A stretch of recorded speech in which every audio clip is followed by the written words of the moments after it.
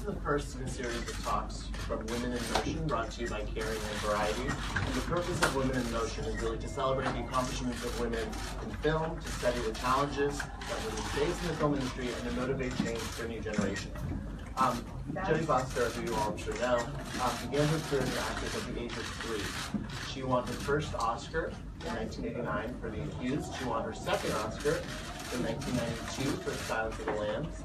And prior to winning that award, Jodie began a career as a director. In 1991, she directed Little Man Tate.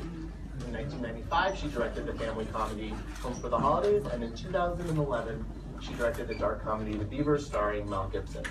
Jodie is here in Cannes with Money Monster, which premieres tonight, starring Julia Roberts and George Clooney. It's a thriller about the financial world. Jodie, thank you for being here with us. Thank you. So I wanted to start with some of the statistics that we've all heard about and we all are aware of. Women directed only 9% of movies last year. The ACLU and 2 federal government agencies are investigating discrimination practices when it comes to hiring women directors in Hollywood. Actresses like Jennifer Lawrence and Patricia Arquette talked about the wage pay disparity gap. And of the top 10 grossing movies of this year, only one, Allegiant, has a woman in a starring headlining role. People say there's a tipping point. People say things are changing. People say they're not changing. Where do you stand? What do you think is happening right now in Hollywood? Oh, well, I'm not a spokesman for anything, right. So that's the caveat. Okay. So I know nothing. But I have been in business for 50 years.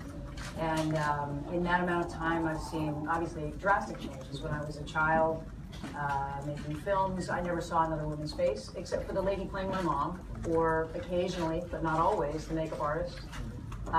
And always the script supervisor. But other than that, the script supervisors were almost always women. Because you have to be incredibly organized. It's the hardest job on a movie set. I don't know why. You know, there really weren't any men script supervisors. So I saw the faces change as time went on. And what was extraordinary was when I was young, there were a lot of men on movie sets who were ambling around these towns and, you know, getting into trouble, and they were unhappy, and everything changed when women came onto movie sets. Suddenly, it felt more like real life. Men brought their daughters and their sons and their children, and it felt more like a family, and I felt like movie sets became healthier. And I remember that drastic change. So none of this is new. You know, it's not new that there are fewer women's faces in the film business, but as far as technicians, that's changed. As far as producers, that's changed. Writers, that's changed. Obviously, even in terms of actors' careers, it's changed drastically. The one arena that really hasn't changed at all that we can see is mainstream directing for mainstream movies. It's changed for the better in all those other fields. Changing for the better in all those fields, perhaps slowly, but it's certainly had gains every year. It's just really directors and specifically mainstream movies, studio movies. Independent arena has always had a few women, and then now that's grown. European cinema has always had a few women, and now that's grown. Television, same thing. You have a quote recently in an interview. You said, "It's not a conspiracy to keep women down. It's a psychology of risk aversion." Yeah. So studio executives are scared that if they take a chance on women's films, they're going to lose their jobs. Is that what you're essentially suggesting? I think studio executives are scared, period. And I think this is the most risk-averse time that I can remember in movie history. We've always gone through periods and phases where there's where people were running in all sorts of directions, trying to figure out what the zeitgeist is. But now, so many things have changed in terms of the economy and in terms of technology and the structure of studios that it's more risk adverse than it ever has. And for some reason, women are lumped into that category of, too great a risk to take. And in certain ways, the fact that Hollywood only makes tentpoles of these comic book movies and these big blockbusters, it's harmful to women because the mid-budget movies that women use to headline, the romantic comedies that women use to headline, the $50 million movies that women used to make are no longer being made. So you can also make the argument that Hollywood is getting worse for women. Well, they're being made for under $6 million and they're being made on cable. Right. So the business is shifting. And we also have to recognize that the business is shifting and that we have to get used to the new landscape. And there's exciting things happening on cable, exciting voices on cable, lots of female voices. But what I don't understand is women buy 51, and again, I know you're not a scholar, but women buy 51% of movie tickets. Yes. So why does the landscape have to change for women and not for men? Well, but women buy the movie tickets to see all those wonderful guys in all those movies. I guess what's difficult with the argument is that lots of businesses can use quotas and can make some really blunt changes and really start to see change. I think that this discussion is going to have to be much more complex than that because you're really dealing with an art form, and every film is a new invention. It's not we're not a factory where we make shoes and then we keep making shoes. I mean, we reinvent a movie every single time we make them. So the rules are going to be different, and the conversation has to become as complicated as possible, complex as possible, for us to really attend to what the real issues are, because there's so many issues about lack of diversity in our culture. And media and film and television are just a reflection of that. Do you have any thoughts on what you would like to see change as a female director? Do you have any thoughts on what are some of the steps to bringing about that change? Well, I think obviously we all want to see different faces, but we also want to know that audiences are interested in seeing different faces and seeing different points of view. And right now we're just at a very interesting time where the studios have taken a big bet, and they've made this enormous bet that that the new habits that they've formed, that they've helped form, and the technology has helped form, means that in order for them to get as many people as possible, which of course is what everybody's looking for, and as much margins as possible, that they'll make enormous movies, tentpole films, and they'll be all in, kind of like a casino bet. And that's a really dangerous bet. That seems to be where it's heading now, and we all hope everybody's incredibly successful with that. But it's a dangerous bet, and it's changing the habits of people who go to movie theaters.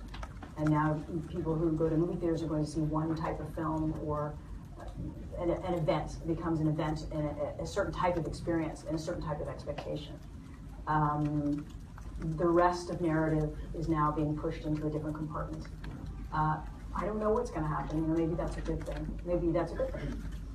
Or, well, I mean, is it concerning for you because your entire career you made the kinds of movies that you made aren't necessarily being made anymore, right? Is that something that as an actress is well, they're being made, but they're just not being made for as much money and for theatrical. Right. And I think you adapt. I mean, you want to tell stories. You want to tell stories with whatever technology is happening. And if it means you're telling stories on big screens, great. If you're telling them on iPhones, that's great too. If you're an artist, you create, and you roll with the times, and you stay relevant, and you adapt to what's around you. And there's a democratization that technology has brought that's wonderful, that women can really take advantage of, and that more diverse faces can take advantage of in ways that they were never able to before. I wanted to start sort of going back in your career. You started as an actress at the age of 3. Yes. And you were very young when you realized that directing could be a career path and storytelling could be a career path behind the camera. What drew you to that profession? Even though there are no examples of women doing that job really, right, in the movies that you worked on, you still thought of it as something for you. Yeah, I didn't see any women at all, but certainly not directors. But when I was 6, I saw the first time I saw an actor was a director, and that blew my mind. And I thought, oh, that's what I want to do. Who was the actor? It was Bill Bixby on The Courtship of Eddie's Father, and it blew my mind. But then as time went on, there were a few female faces that I saw. The movies of Lena Wertmüller touched me quite a bit, and her sensibility of comedy and drama and almost that Fellini-esque touch. All the European directors, Liliana Cavani and Margherita von Trotta, and I saw European movies, and so my mom took me to European movies that were directed by women. So I guess I was raised by a single mom, And even though the world told me that there weren't a lot of women directors, I somehow thought I was going to be one. I would just have to figure out how to write my own movies, and that's how I do it. Did you get a lot of pushback from your agents or from your representation when it came to directing your first movie? You had a very successful career as an actress at the time. You just won your first Oscar. You were, probably getting offered lots of roles. No, my agents were incredibly supportive, and so were wonderful men in the business. They were my dads. They really were my dads and my grandfathers that were proud of me, that had known me as a child, had worked with me. They knew that I was going to be on time. They knew that that I was articulate. They trusted me, and they gave me opportunities that honestly nobody should have given me. Have you met other directors you work with? No, studio executives and producers, and also a lot of support from directors as well. I think they saw me as their daughter, and I was in that boys' club, and so I didn't have the same experience that a lot of women have that are coming from film school or that are coming from inside the industry. It was very special. So in some ways, my story doesn't really count. So you never felt that the fact that you were a woman hindered you from wanting to be a director? You never felt that it was holding you back, or people were thinking you couldn't necessarily do it because there were no other examples? Well, certainly not in my. I did my first movie when I was 27, and Which is very rare. Yeah. Well, it was Orion, and they're all gone now, but they were amazing. That was an amazing place to be. My agents, not only did they help me get in the door for my first film, but then I also started my own company, and then my company became independently financed, and we distributed movies everywhere in the world and got sales and all that kind of stuff. So that was unusual. No, I haven't had the same path as other women have. I read this interview, I think, that you gave, and I was actually surprised that you've only worked with one female director in your career. Right. Out of all the movies. In 1987, on the movie Siesta, you worked with Mary Lambert. Was it that women directors weren't attached to projects that you were interested in? Was it that the material wasn't what you were interested in? Why? There weren't any. There weren't any. There really weren't any. And I don't think, when you're young, mostly now you look at directors, when you look at a project, the first thing you look at is the script, obviously, and then you look at the director. When you're 24 years old, you just look at material and you say yes, it wasn't like I was trying to avoid women directors, there just weren't any. And then I did this movie with Mary. It was a wonderful experience, and but that's the only female director that's really come my way on a project that I was considering. Did you, when you walked onto the set of that movie, did it feel like, oh, this is very different, or the aesthetic was different, or were there things that were a woman director just naturally tends to be better at? No, nothing like that at all. It was an art film. Right. And she's very visual, and I had never really done a film that was as much of an art film as that, so that was different. But no, I don't think there were any differences at all. She was very experienced. She had done tons of videos. She was famous for all the Madonna videos. The one difference I can remember is that I wouldn't say I misbehaved, but I was 23 or 4 or something, and I needed somebody to, tell me to change my behavior. And Mary took me aside. I won't tell you what it was. But I was like 23 or something. And she took me aside and she sat me down and she said, "Oh yeah, you can't do that." And I was like, "Oh, really?" She said, "Yeah, no, you can't do that. That's disrespectful." And there was a bunch of people waiting, and I wasn't late because I'm not late. Right. But it was something like that. See, I'm so embarrassed about it now. I can't even mention it. And she took me aside the way a good parent would. And at 23 or 24 years old, I really listened because I took a note and I cared what my mom thought of me, and I never did it again. Right. And I was really grateful that a director sat me down like a person and communicated well and cared about me but was strong. I do think, and there are other directors in my life, Jonathan Demme, for example, or Jonathan Kaplan, other directors in my life that I feel have that same sensibility, good parenting. but more often that kind of good parenting comes from female directors. Interesting. So good director can often be a good parent, and they. I think so.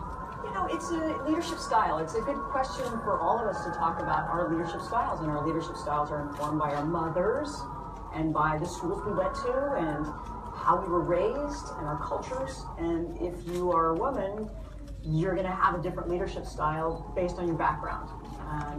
And I have found that there are differences now. I mean, I see that I confuse people. I've said this before. I sometimes see I confuse people because I'm so direct. And I wasn't taught not to be direct. I'm not a bully, and I won't respond to bullying with bullying.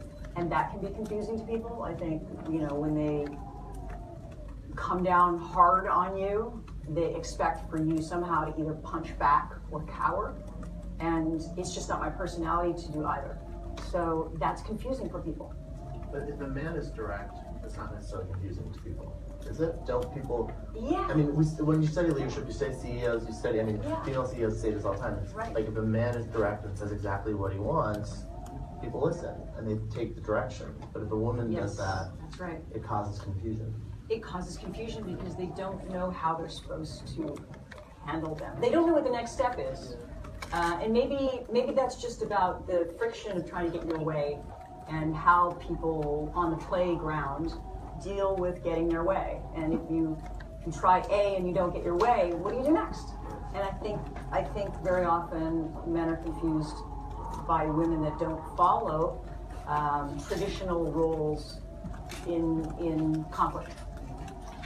But guess what? All they have to do is have more experiences with them, and they'll start getting it and changing. So I don't think that's why I say I don't think it's a plot. I don't think it's like some big plot that men have tried to, you know, put women down in the film business. You know, it's a pretty progressive world that we live in, the film industry, and I think that people want to be open and they want to change and they want to do better and be better.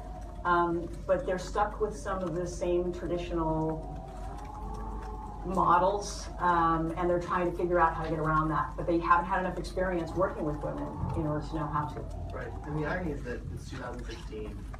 Hillary Clinton will likely be the nominee for the Democratic Party, and Hollywood, which is incredibly progressive, still struggles with this issue of women directors. And if a woman can conceivably become president, wouldn't you think that a woman can direct a movie? Like, why is that a no-brainer? Well, anybody who's a producer on a movie, and I'm sure there's producers in the audience, anybody who's been an executive knows that the hardest thing about hiring a director is that you're hiring that person, bringing that person on, who completely replaces your authority.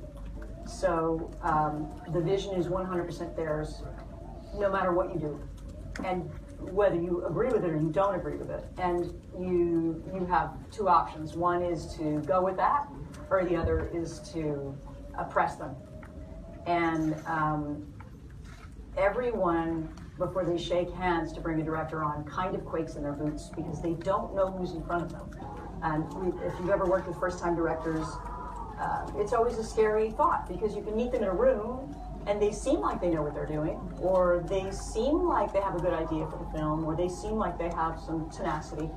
And then you start shooting, and within seconds, all of your preconceptions totally disappear, and they turn into a bumbling idiot, or somebody who is incapable of leading, or somebody who can't make decisions. Or I was on a movie once where a director who was a really smart guy spent the entire movie in the bathroom calling his wife. And I don't think, she should have directed the movie. And what ended up happening was between the actors and the DP and the first AD, we sort of had to take over because there was nobody shooting, there was nobody. And you don't know when that's going to happen. You're not going to tell us what movie that was. But you don't have a hint. No. Because you don't have a hint. You don't know going in with a first-time director. You don't know whether he's going to fall apart, whether he's going to have a nervous breakdown, whether he's... a director that I met with once who was just ended up being an extraordinary director, one of the greatest directors of his time, and he could not have been more uninteresting. He had nothing to say. He was... And the movie is extraordinary. His relationship with the actors, you just don't know. So if you're a studio executive, you're a producer, and you're about to bring somebody on and hand them $5 million or $6 million or 20 or $100 million, you're looking for the best bet that's going to tell you that you haven't made a drastic mistake. And in terms of, I talk about race psychology, with gender psychology, it's hard to look at a face that is 100% different than yours, that you carry all sorts of traditional preconceptions about, and maybe you worry that you're going to make a bad choice. And it feels you're going to go with the guy that looks like you. It feels safer to hire a person that looks like you. Yeah. As a reporter that's written about this issue a lot, I often talk to both women and men who try to come up with ways to fix the problem, ways to change the situation, ways to change the industry. Do you think that women that are successful in the industry, whether it be producers, actresses, directors, have responsibility to mentor younger women, or do you think that there should be more of an emphasis on bringing in younger women into Hollywood? The Sundance Institute does this, there are other organizations that do this, but do you think there should be more of that?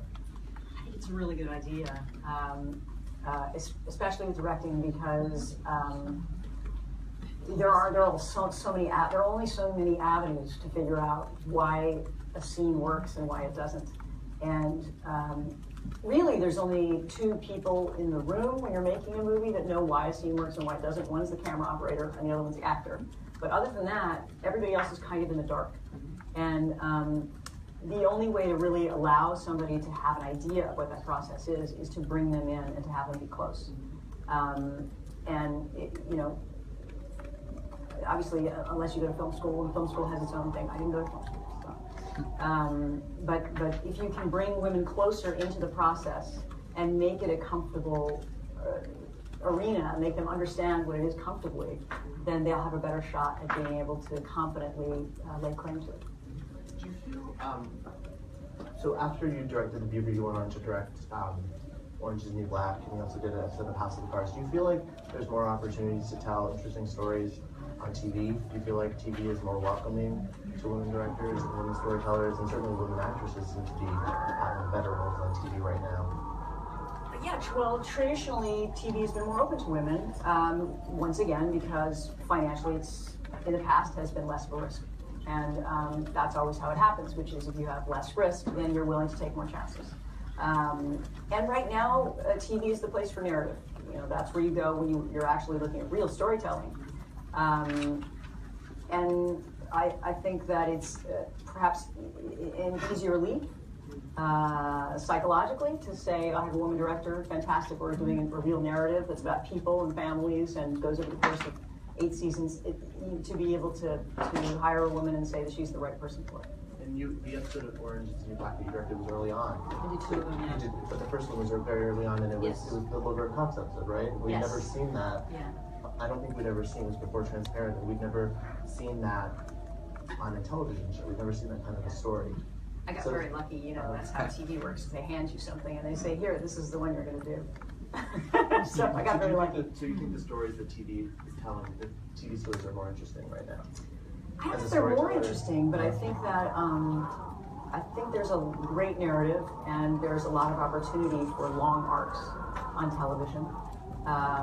You can do lots of things that you can't do in features now, and in terms of, you know, in terms of narrative, it's just too difficult to get movies off the ground now for mainstream distributors. It's difficult because they're making fewer movies, right? Making fewer movies, and they're making movies that fit a very specific genre that's tried and true, that they can release on a certain amount of screens. And you know, there's a formula now for theatrical. We used to have more different types of movies for theatrical releases, but not so much anymore.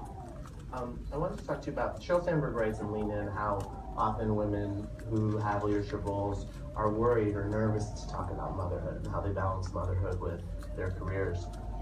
You don't have to get too specific, but I was wondering sort of what was your philosophy? What was sort of when you were, as a mother of two boys, how did you balance the career as an actress, the career as a director, and the career as a mom? Well, once again, I don't fit I'm not a good person. I'm not a good spokesman for this. I had a real luxury, which is I had an acting career, And that allowed me a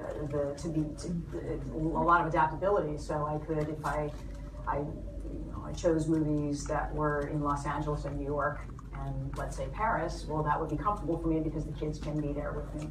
My hours are not the same as being a director.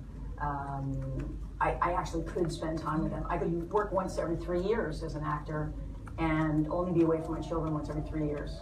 So I had a lot of choices as an actor that you don't have as a director. So I barely directed when I had small children.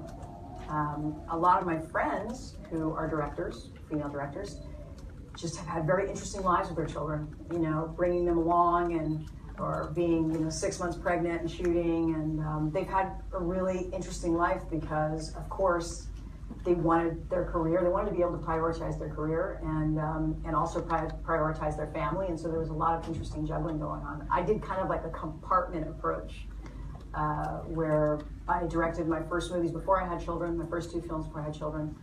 I waited 12 years until my kids were old enough, and then my last 2 films were really old enough so that I could spend enough time away from them. And you took the 12 years off because you couldn't juggle both, being a director and being a mom? I'm not sure it was 100% on purpose, but sometimes things happen that way, you know, where you can't find an apartment that you like and you're looking for 5 years, and then suddenly you're ready to find an apartment and you find 10 that you like. Right.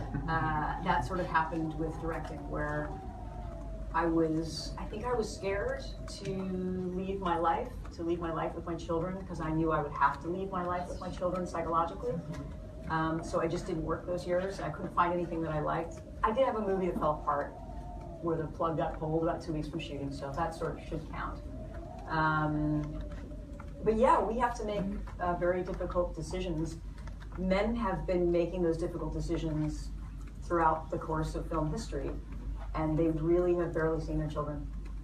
And those were sacrifices that they made. And I saw the pain of that growing up, not just directors, but technicians. And, you know, all those guys that I said there were never any women's faces when I made films as a child. And all those guys, those technicians who work back to back, who work a full 10 months out of the year, never saw their children. And that was hard and painful. That must be really hard. Yeah. How can you go through life without being able to see your children? Well, they accepted it because they thought that was their role. And the movie business is hard on people, and it's really hard on families. And anybody who's in the film business will tell you it's hard on families, and women are really figuring out on their own how to juggle both. And I really, hats off to my friends who have been able to do that and have great support and great, you know, families, and manage to find schools while they're shooting and all that stuff. I was able to kind of compartmentalize. Well, let's talk to you about Money Monster, which I got to see early.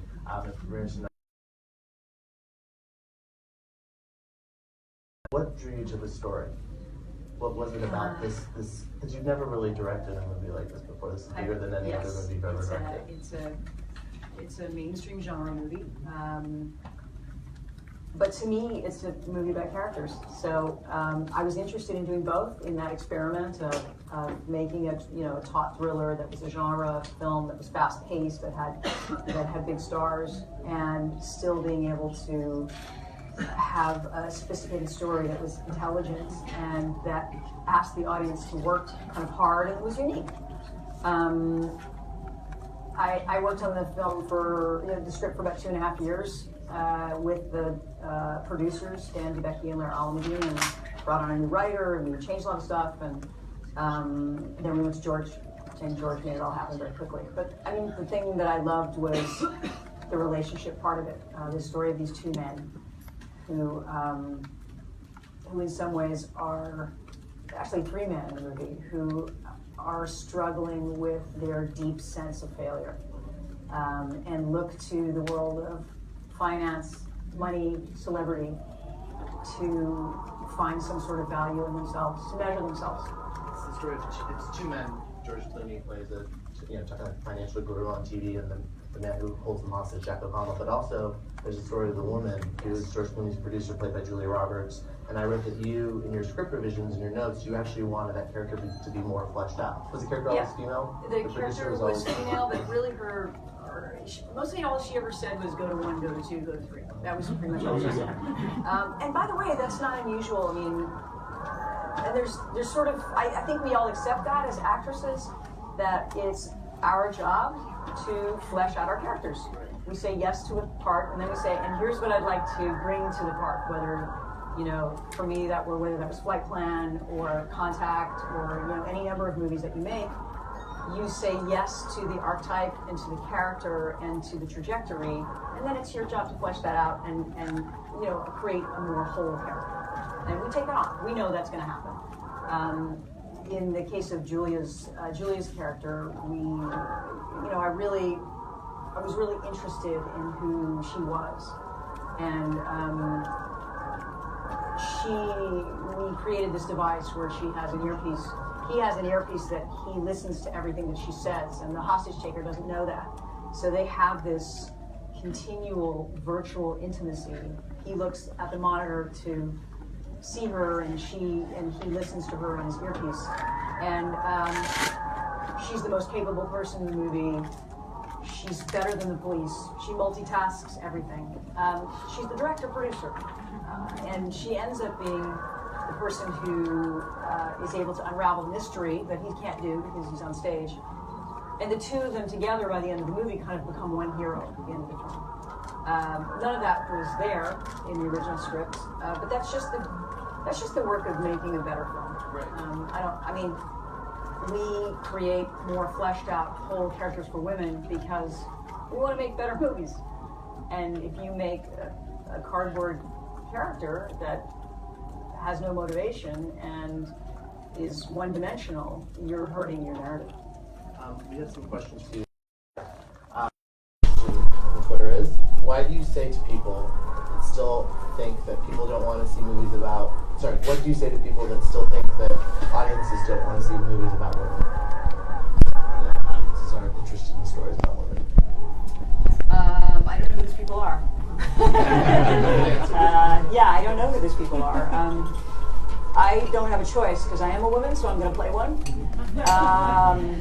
And I look out and I see that that's 50% of the population, and I want to look at human lives. And I make movies about men, and I make movies about women, and I make movies about children. And that's humanity. So I don't know why anybody would be disinterested in half of the human race.